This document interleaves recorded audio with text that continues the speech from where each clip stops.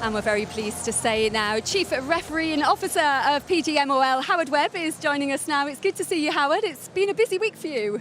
Yeah, we've been doing the rounds, doing what we said we would do. That's, giving some transparency, drawing that curtain back on some of the processes, particularly with VAR. I think people want to hear and see more about how we get to make those big decisions, and we've done some of that this week, and we're looking to continue in the same vein going forward. Now, you've been in the job, 5.5 months now. How much do you think you've been able to achieve in that time, and what do you want to achieve in the next 12 months or so?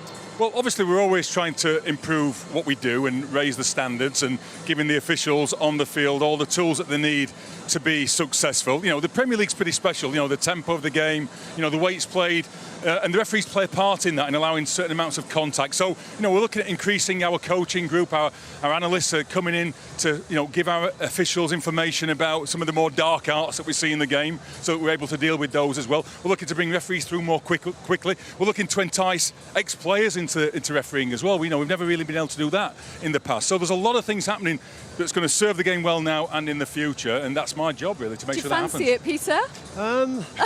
I'm not sure I do, to be quite honest.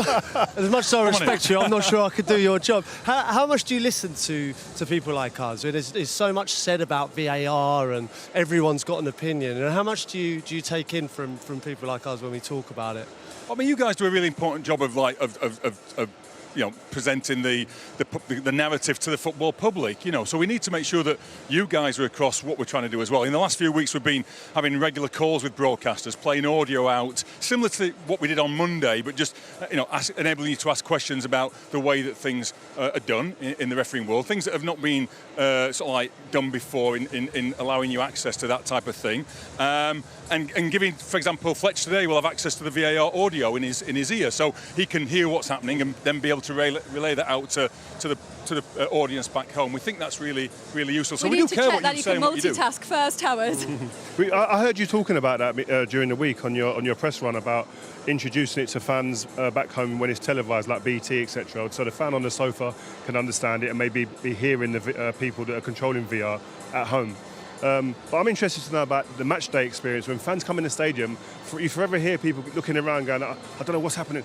Will the fans in the stadium be able to be brought up to speed in real time with decisions that are being made on a match day here? I think that's a much more difficult one to crack, Rio. Did you see it on rugby? Yeah, you do. I mean, we've got big screens in this wonderful stadium here, and we can put some information on there and play some video of the final sort of definitive angle that we're using to change a call if VAR is used. I think these people in here are the most important people of all. They're paying their money to come to the stadium. They're creating the atmosphere. It's what makes the league in which you've all played and still play, and which I refereed in, so special. So anything we can do to take them with us.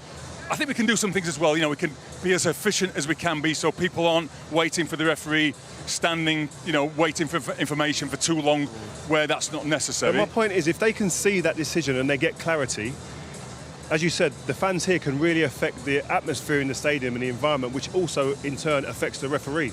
So to help the referee being able to have people understand that in the stadium quickly, I think it definitely would help the game move forward in that sense. Yeah, I agree, and I think all over the world this is one area where we've struggled a little bit. I know that, for example, in the Club World Cup recently, the referees were announcing their decisions to the stadium audience, so that's a first kind of a step, see if that works.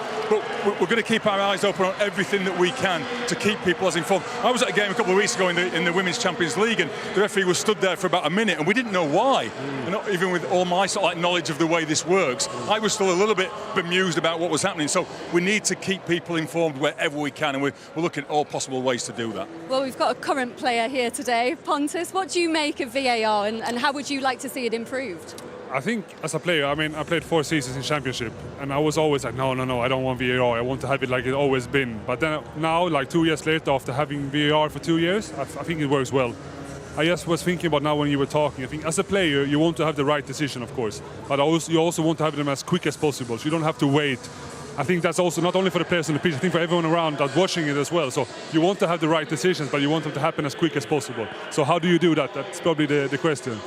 Yeah, I agree with you, by the way. I think it's absolutely worth having. I think, to give our officials a tool that avoids them making clear errors that can affect the outcome of a game, can affect a relegation battle or European places, I think is really important to have that. But I agree, we've got to do it as efficiently as we can. So we minimise the times when we're having to delay the restart of the game. We're not poking around too much in situations that aren't clear. I don't think VAR should re-referee the game. I think it should be a safety net for those really clear situations where we get it wrong sometimes. And by adding additional training to our officials, picking the best people to do the job, I think we'll see more and more efficiency and more consistent outcomes, but we'll not get it right all the time. We're dealing with human beings working under pressure, and sometimes they'll just make a misjudgment about whether something needs to be intervened upon or not. But my job is to reduce those errors year on year. That's my commitment to the game, really. We'll do that, and we're looking to bring as much sort of resources into our company to do that as everywhere we can. How are you going about trying to get ex-players? Because that's quite interesting, because I know what we were like. It's a love-hate relationship with referees. Every week you love or hate someone based on decisions that they make. But how are you going about enticing the players that are currently playing or just leaving the game to come in and try and take the courses on? I think, maybe for you guys playing at this level, maybe it's not something that you would want to do. You've got other opportunities in life. But for players who are playing professionally, through the football pyramid in League One, League Two, retiring. Maybe not made huge amounts of money in the game as well. This is a way to, maintain employment in the game, use their expertise.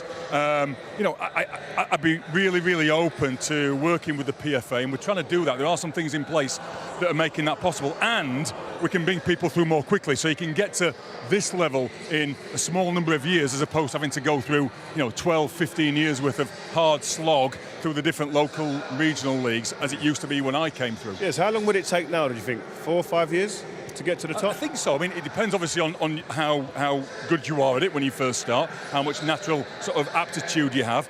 But I think realistically, we're looking to bring people through, within those 3, 4, 5 years. We had a referee this year who started on the National League and has done a championship game this year. That would never have happened before. So we're just saying, look, if you're good enough, we're going to push you in. We're not going to wait a full year before you can get promoted. We're going to put you in if you're good enough. Next year, Premier League, who knows for that referee. I'm hoping that he can come through really quickly.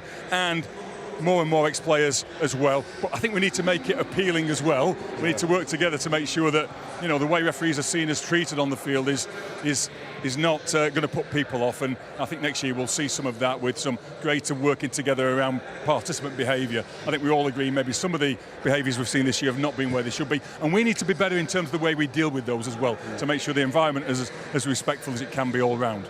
Howard, thank you very much. We look forward to more dialogue next season as well. So thank you very much for coming to join us today. And I'm surrounded by giants, aren't I? I know.